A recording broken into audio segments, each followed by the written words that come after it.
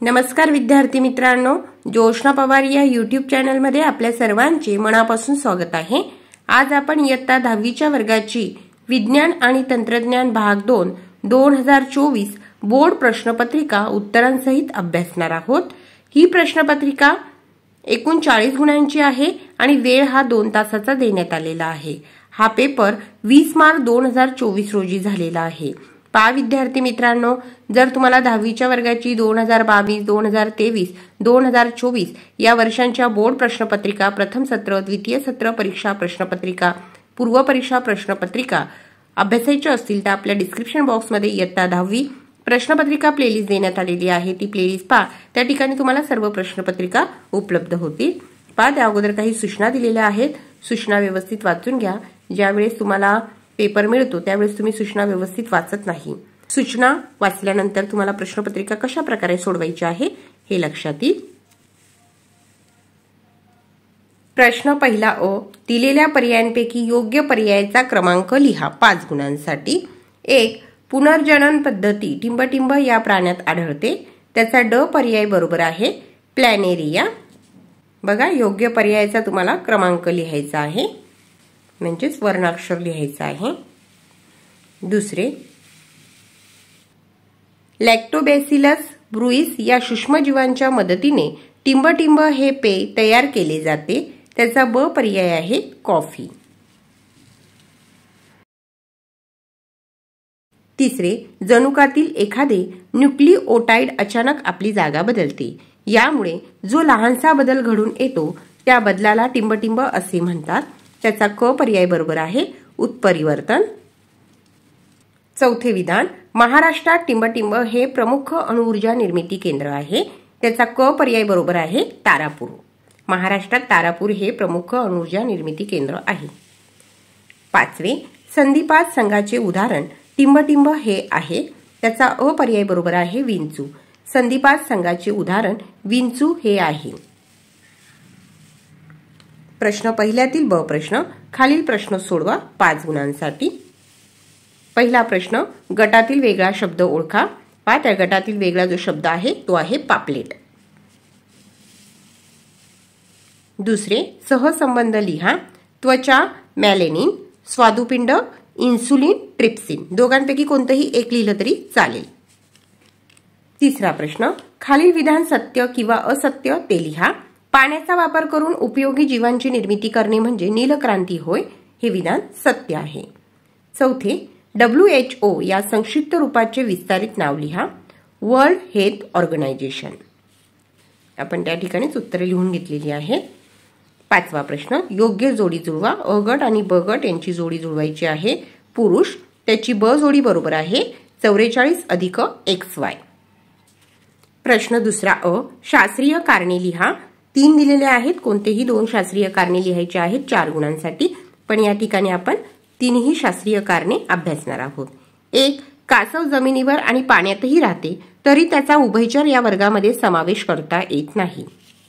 उत्तर, कारण कासव सरीसृप असते, ते जमिनीवर राहते त्यावेळी फुफ्फुसाने श्वसन करते, ते पाण्यात पोहते तेव्हाही प्रत्येक श्वासाला नाक पाण्याबाहेर काढून श्वासोच्छवास करते।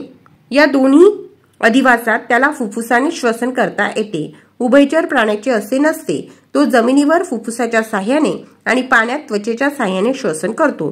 तसेच कासवाच्या अंगावर बाह्य कंकलाही असतो, म्हणून उभयचर या वर्गामध्ये कासवाचा समावेश करता येत नाही। दुसरे विधान, जलविद्युत ऊर्जा, सौर ऊर्जा आणि पवन ऊर्जा यांना नूतनीकरणक्षम ऊर्जा म्हणतात। उत्तर, कारण जलविद्युत ऊर्जा, सौर ऊर्जा आणि पवन ऊर्जा या अनुक्रमे वाहते पाणी, सूर्यप्रकाश आणि वारा यांच्या मदतीने तयार केल्या जातात। हे ऊर्जा स्रोत म्हणजे जडसाठा, वेगात वाहणारा वारा, सूर्यप्रकाश शाश्वत आहेत, म्हणजे कधीही न संपणारे आहेत। या उलट कोळसा, नैसर्गिक वायू, खनिज तेल यांचे साठे मर्यादित असून अजून काही वर्षांनी ते संपुष्टात येतील, ते परत मिळवता येणार नाहीत। जलविद्युत ऊर्जा, सौर ऊर्जा आणि पवन ऊर्जा या मात्र शाश्वत असल्याने परत मिळवता येतात, म्हणून त्यांना नूतनीकरणक्षम ऊर्जा म्हणतात। तिसरे विधान, व्यायाम केल्यानंतर आपल्याला थकल्यासारखे वाटते। उत्तर, कारण आपण जास्त व्यायाम करतो तेव्हा आपल्याला ऑक्सिजनची कमतरता भासते, अशा वेळी आपले स्नायू व मांसपेशी विनॉक्सी शोषण करतात. विनॉक्सी शोषण प्रक्रियेत लॅक्टिक आम्ल तयार होते. तसेच एटीपीचे रेणू देखील खूपच कमी प्रमाणात तयार होतात. त्यामुळे आपल्या शरीरात कमी ऊर्जा तयार होऊन लॅक्टिक आम्ल साठते. यामुळे आपल्याला थकल्यासारखे वाटते. प्रश्न दुसऱ्यातील ब प्रश्न. खालील प्रश्न सोडवा. 5 प्रश्नांपैकी कोणतेही 3 प्रश्न सोडवायचे आहेत 6 गुणांसाठी. पण या ठिकाणी आपण 5ही प्रश्नांचा सराव करणार आहोत. पहिला प्रश्न. किरणोत्सारी प्रदूषणाचे मानवी शरीरावर होणारे कोणतेही 4 दुष्परिणाम लिहा. उत्तर. क्ष किरणांच्या उच्च प्रारणांमुळे कॅन्सरकारी अल्सर निर्माण होतात. प्रारणाच्या परिणामामुळे शरीरातील ऊतींचा नाश होतो. तिसरे. प्रारणामुळे जनुकीय बदल घडून येतात. चौथे. दृष्टीवर हानिकारक परिणाम होतात. दुसरा प्रश्न. खालील तक्ता पूर्ण करा. सामाजिक आरोग्यावर परिणाम करणारे घटक. 4 घटक लिहायचे आहेत. अन्न, वस्त्र, निवारा, औषधोपचार. दुसरे. निवासाचे ठिकाण. 3. शिक्षण व नोकरीसाठी मिळणाऱ्या संधी. आणि 4. परिवहन सुविधा. आणि शेजारी आपण अजून दिलेले आहे. यापैकी देखील 4 लिहिले तरी चालणार आहे. सामाजिक सुरक्षितता, शिक्षण, मैदाने, उद्याने, पाणी, स्वच्छतागृह, राजकीय वातावरण. तुम्ही कोणतेही 4 लिहायचे आहे. तिसरा प्रश्न. आपत्तीच्या व्याप्तीचा विचार करता विचारात घ्याव्या लागणाऱ्या 4 महत्त्वाच्या बाबी लिहा. 1. आपत्तीपूर्वीचा काळ.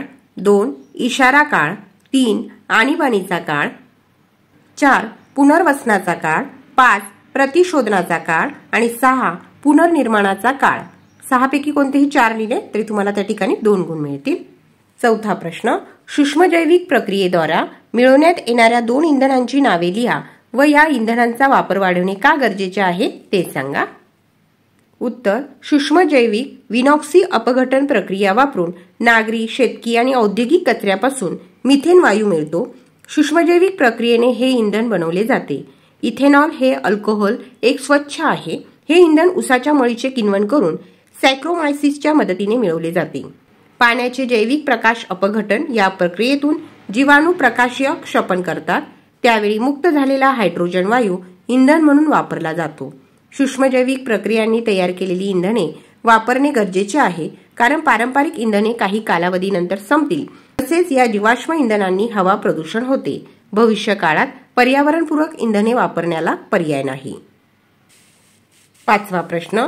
DNA फिंगरप्रिंटिंग म्हणजे काय? या तंत्राचा वापर प्रामुख्याने कोणत्या क्षेत्रात केला जातो? उत्तर. जसे प्रत्येक व्यक्तीच्या हाताचे ठसे निरनिराळे आणि ठराविकच असतात, त्याचप्रमाणे प्रत्येकाच्या DNA रेणूतील न्यूक्लिओटाइडची क्रमवार रचना ठराविकच असते. या DNAतील न्यूक्लिओटाइड रचनेवर अवलंबून त्या व्यक्तींची नेमकी ओळख पटवता येते. या तंत्राला DNA फिंगरप्रिंटिंग असे नाव आहे. या तंत्राचा मुख्य वापर गुन्हे निदान शास्त्रामध्ये केला जातो. गुन्हेगाराची ओळख पटवण्यासाठी हे तंत्र वापरतात.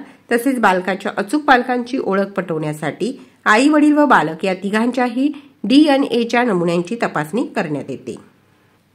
प्रश्न तिसरा. खालील प्रश्न सोडवा. कोणतेही 5 प्रश्न सोडवायचे आहेत.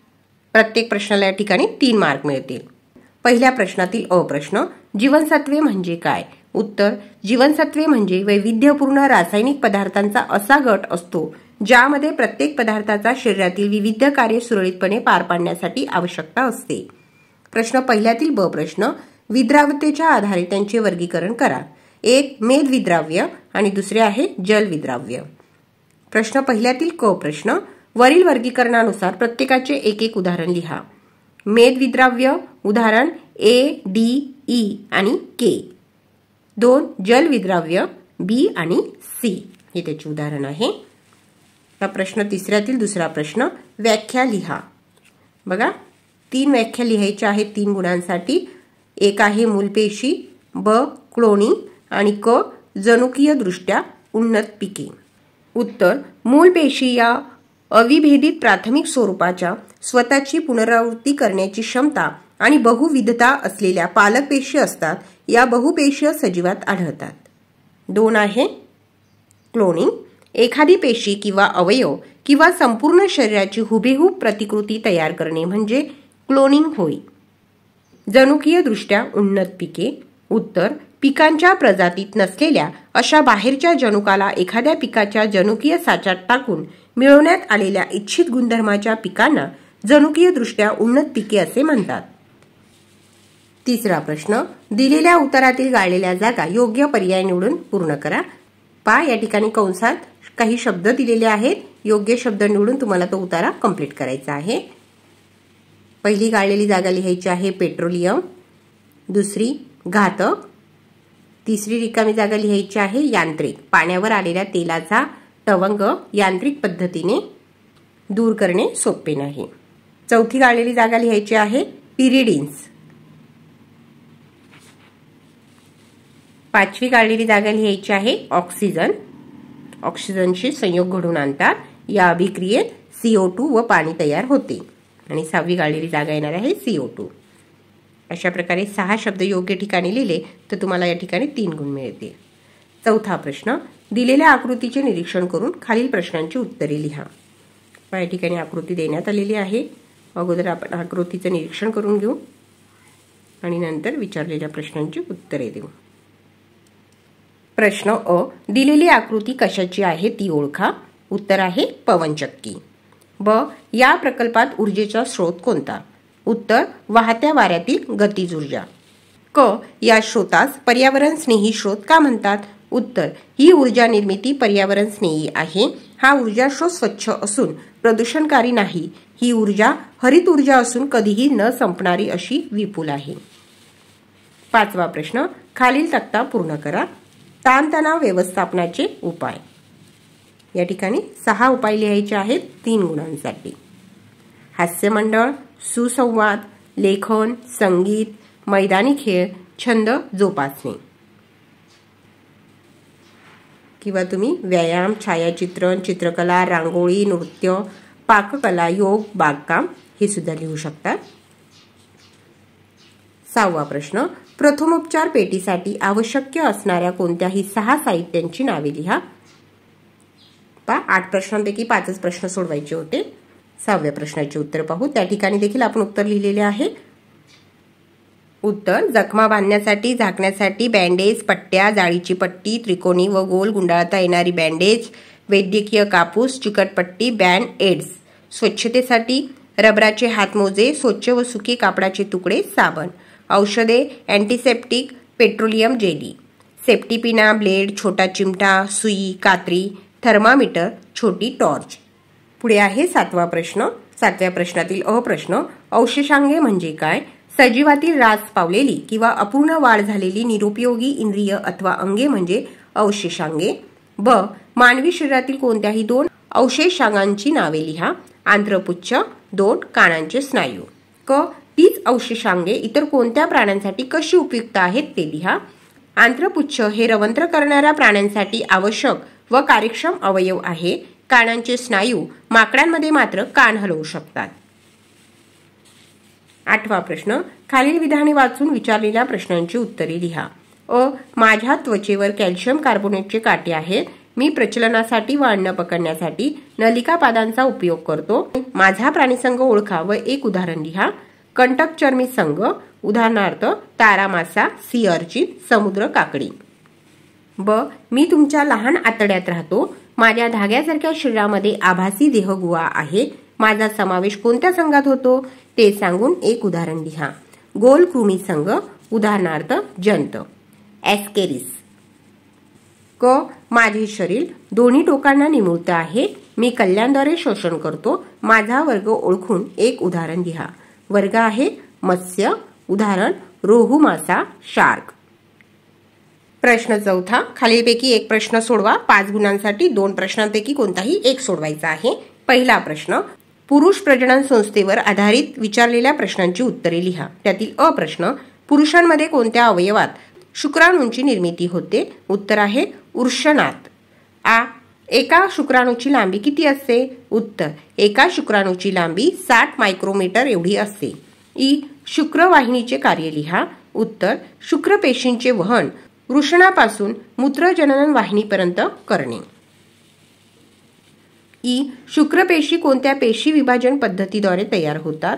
उत्तर, अर्धसूत्री पेशी विभाजन पद्धतीने शुक्रपेशी तयार होतात. उ, पुरुष प्रजनन संस्थेतील जोडी नसणाऱ्या कोणत्याही 2 अवयवांची नावे लिहा. शिश्न, मूत्रजनन वाहिनी. आता दुसरा प्रश्न, पर्यावरण संवर्धन आणि जैव विविधतेवर आधारित खालील प्रश्नांची उत्तरे लिहा। त्यातील ए प्रश्न आहे, तक्ता पूर्ण करा 2 गुणांसाठी। धोक्यात आलेल्या प्रजातींचे वर्गीकरण, संकटग्रस्त प्रजाती, दुर्मिळ प्रजाती, संवेदनशील प्रजाती, अनिश्चित प्रजाती। बी, जैवविविधतेचे संवर्धन कसे करता येईल, कोणतेही 4 मुद्दे लिहा। उत्तर, दुर्मिळ जातींच्या सजीवांचे संरक्षण करणे।